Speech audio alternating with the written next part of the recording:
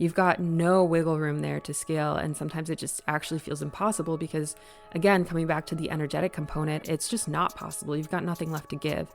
And this can be just because of some of these almost structural things in your business that need to change in order for you to get past that 100K mark. All right, you did it. You hit 6 figures.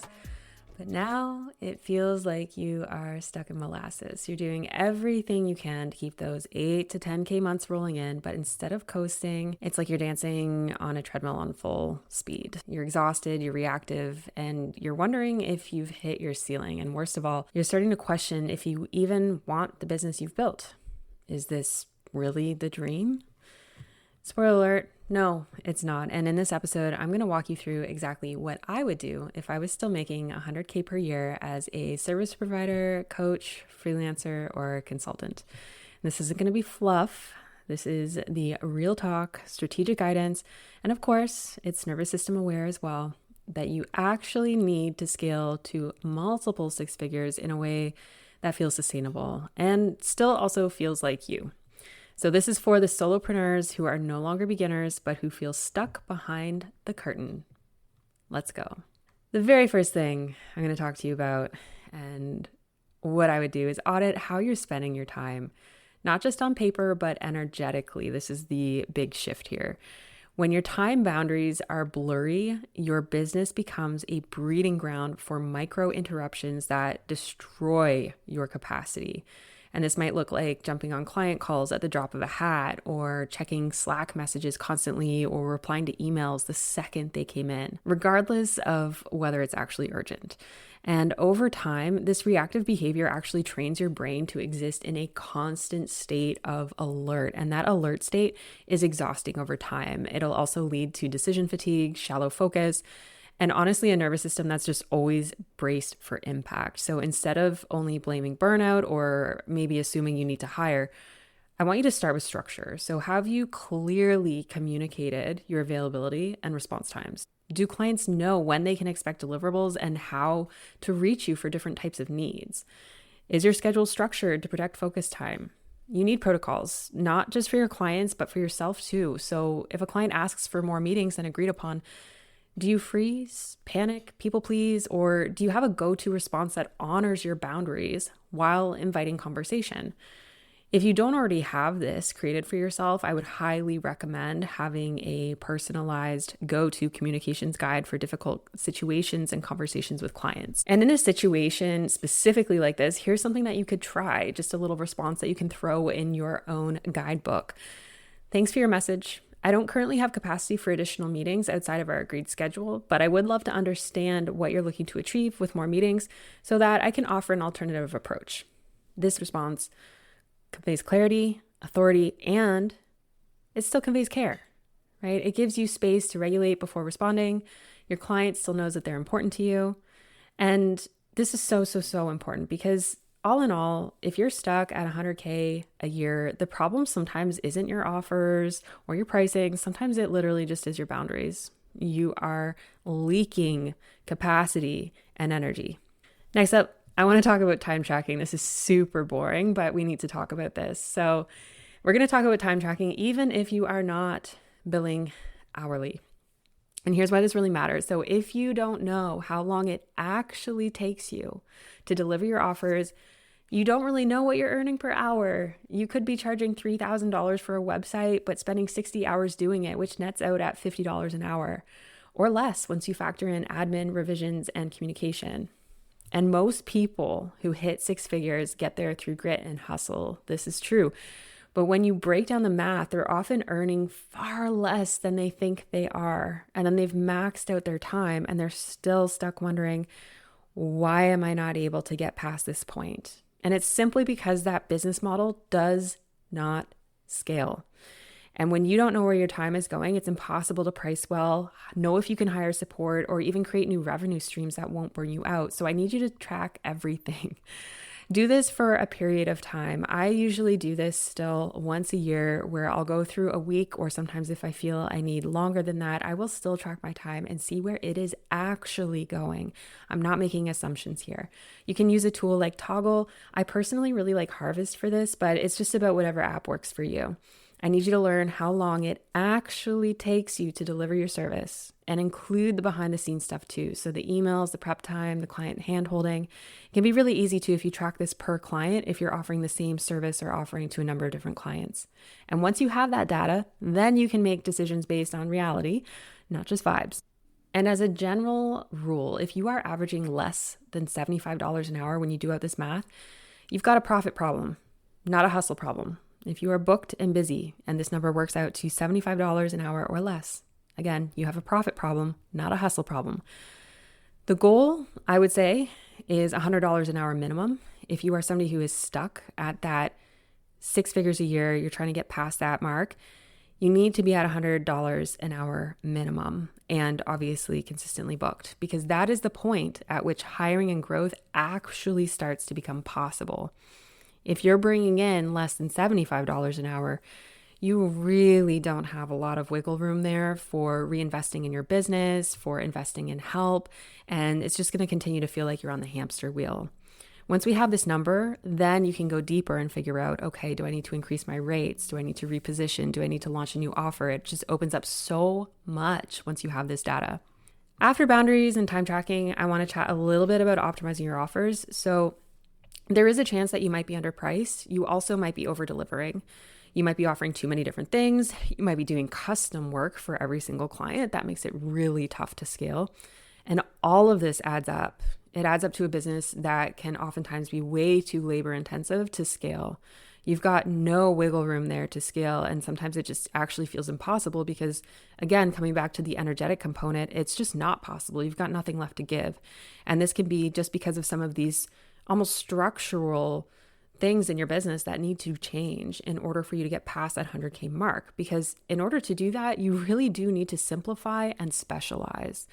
Now, you don't have to niche down in a way that makes you feel boxed in. I'm not all about that if that's not what you want to do, but you do at the very least need to become known for something, because specialization is going to make your work so much easier to sell, easier to systematize, and easier to price at a premium as well. And once you're known for that thing, referrals also become a lot easier too. Authority builds a heck of a lot faster, and your time gets protected because clients aren't expecting you to be a Swiss Army knife, a Jack or Jill of all trades.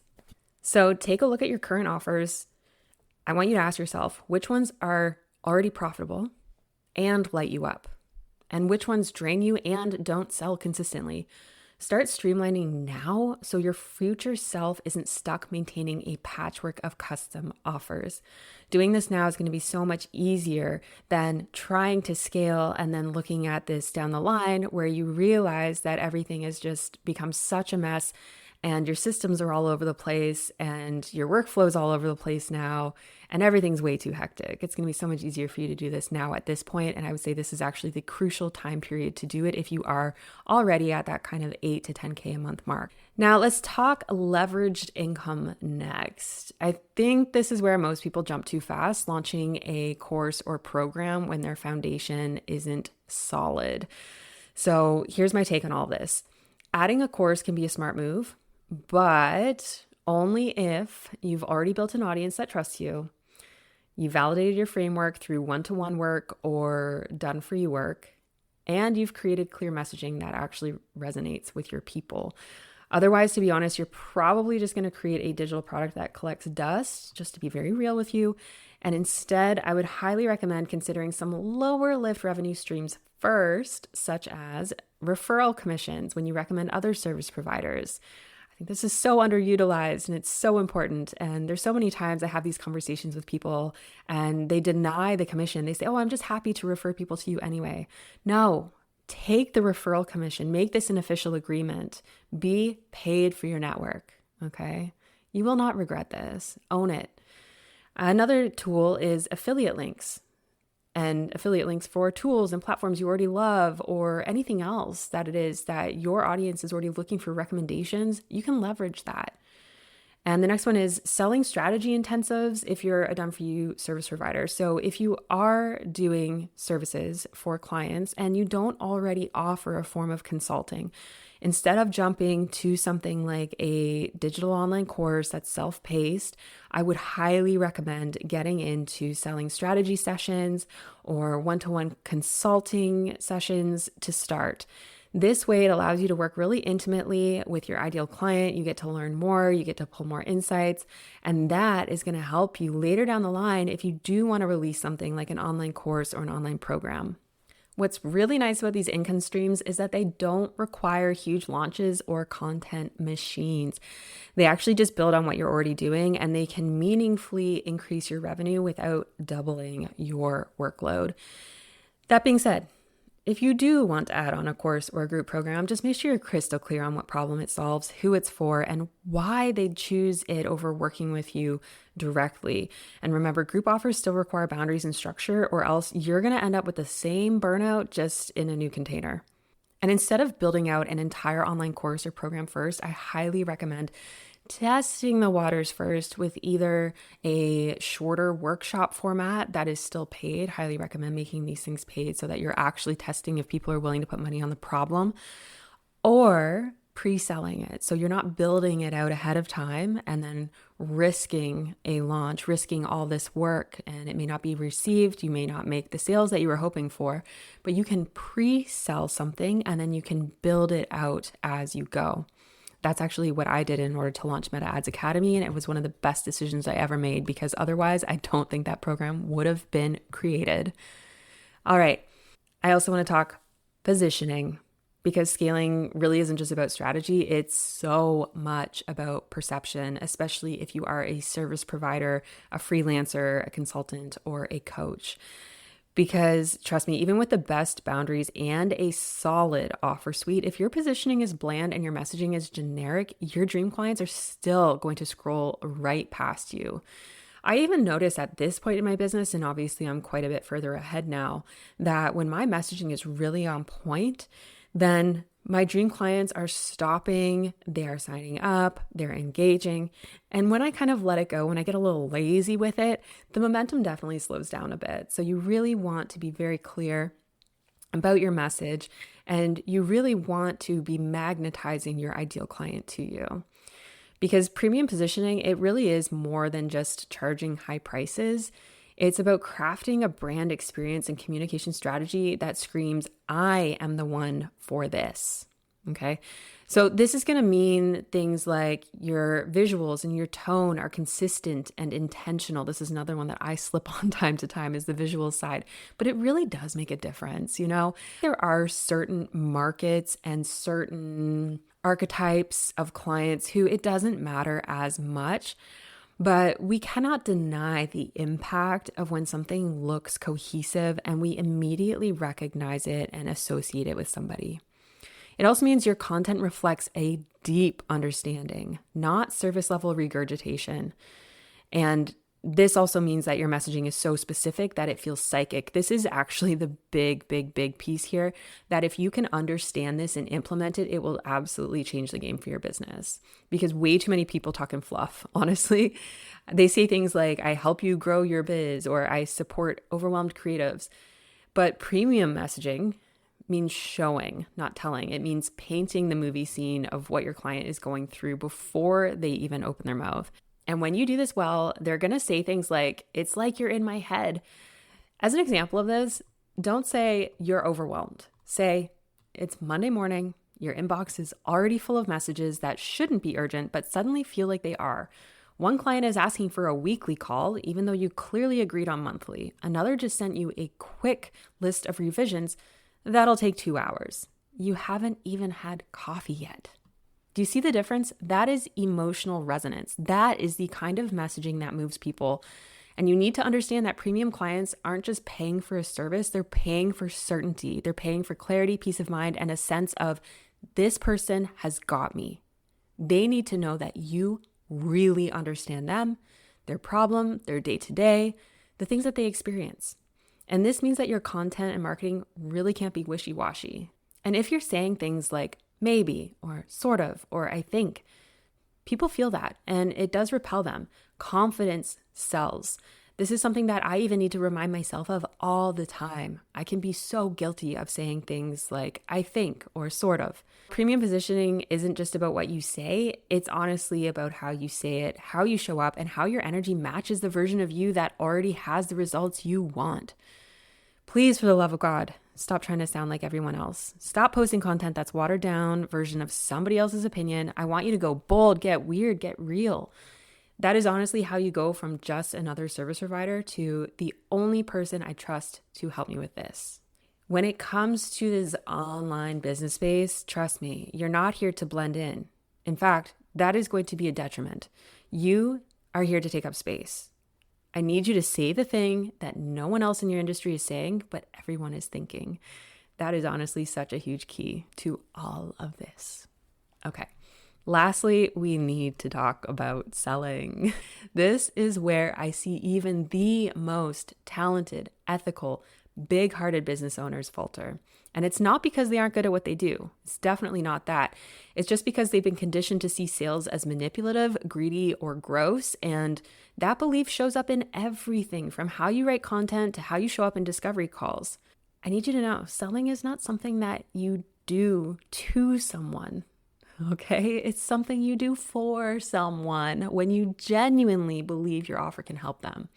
If you know that your work solves a real problem, not talking about it is actually a disservice. I'm going to say that again. If you know your work solves a real problem, not talking about it is actually a disservice. I need you to also know that great salespeople aren't pushy. They're just clear. They lead with empathy. They listen. They reflect back the gap between where someone is and where they want to be. And they show them what becomes possible with the right support. And if you want to break past the 100K a year mark, you have to start seeing sales in a new way. You have to start seeing it as a form of leadership. And yes, it is a skill. And it is one that you can learn, you can practice, and you can improve. I also want you to start paying attention to your body when you sell. What happens? Do you shrink? Do you rush? Do you over-explain? Do you feel like you're going to throw up? That's your nervous system trying to protect you from rejection or disapproval. So the work around this piece, it's not just tactical, it's also somatic, it's internal. And the minute you stop seeing sales as a dirty word and start seeing it as an invitation, everything will shift. Because trust me, people can feel when you're showing up from power versus performance, and that energy is what sells. All right, let's wrap this up. So you didn't come this far to stay stuck. I'm going to tell you that right now. If you have made it close to or you're at that 100K a year mark, this is not the end for you. You've already done something that a lot of people don't do. You did not get this far to stay here. You've already proven that people want what you have, and now it's just time to refine. It really is about refining from here on out. It's not time to burn it all down, as much as it might feel like that. Trust me. And it is also not time to throw spaghetti at the wall. Again, just refine. So that means you're going to tighten your boundaries. You're going to track your time so you actually know where it's going and you actually know what you're making. And therefore, that can inform future decisions. You're going to streamline your offers. You're going to create leverage revenue that aligns with your strengths. You're going to speak to your client's lived experience in a way that commands respect and action. And you're going to shift your attitude towards sales and wealth so it stops cock blocking you. I can't believe I just said that, but here we are. I need you to know that you can get past this plateau. You really can. And you can do it without selling your soul or sacrificing your peace. I promise you that as somebody who has done it and who has helped tens and tens and tens of other people do the same. If you are looking for support on this inside a container that actually gives you both the strategy and the nervous system support to sustain it, you know where to find me. You can find my mastermind offering at kayleedimick.com/mastermind. And as always, please, if you got something out of this episode, I would love for you to follow and subscribe to this podcast. If you could rate it as well, that's a huge help. And I always love a DM to tell me that you've listened and what you took away from it. All right, we'll chat soon.